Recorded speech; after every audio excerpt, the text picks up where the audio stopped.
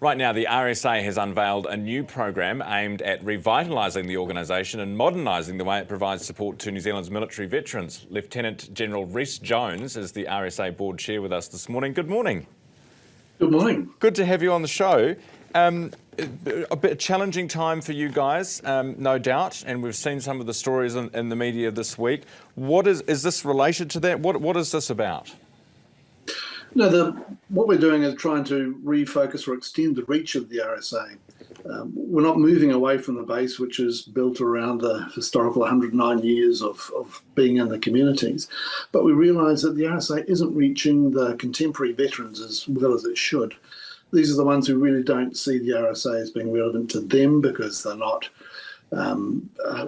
They've often been spurned with not being in a real war because they've been on peacekeeping operations or stabilisation operations like Timor, Bougainville, Afghanistan and so on. So it's really trying to extend the reach out to those veterans who still need support but perhaps don't really see themselves that affiliated with the current RSA.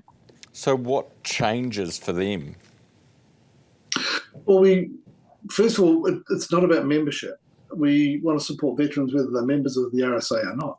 But it's about how do we make ourselves or how do we maintain contact with them so that when they are in need, when they do have health issues or psychological issues, that they know where to come to.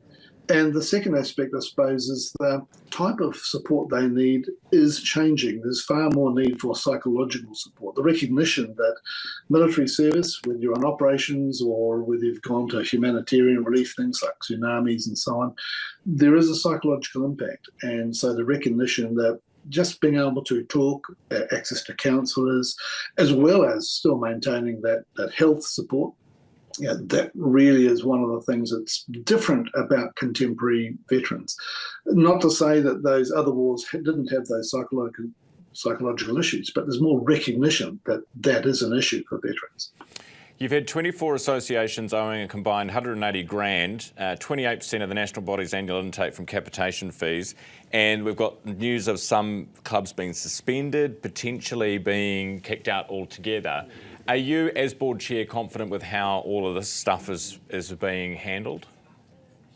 Yeah, the issue is this is not about trying to get money out of RSAs that can't afford it. Those RSAs that are holding it back, they're doing so as a deliberate protest against it.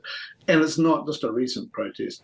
There's been a lot of fractioning in the RSA for quite some time. A lot of RSAs were built about being quite autonomous, and there's a reluctance to have people looking over their shoulders to say, hey, this is what the RSA is about, this is how you should operate, this is how the funds should be used, not over the bar or to support a club, but to support veterans in need. And so, yeah, this kind of attitude or fraction's been about. So it's not a modern thing, not a current thing. It's been there. But we're actually trying to apply the rules. These are membership fees. That money goes towards providing support for veterans, training support officers, the national programs that we run here. So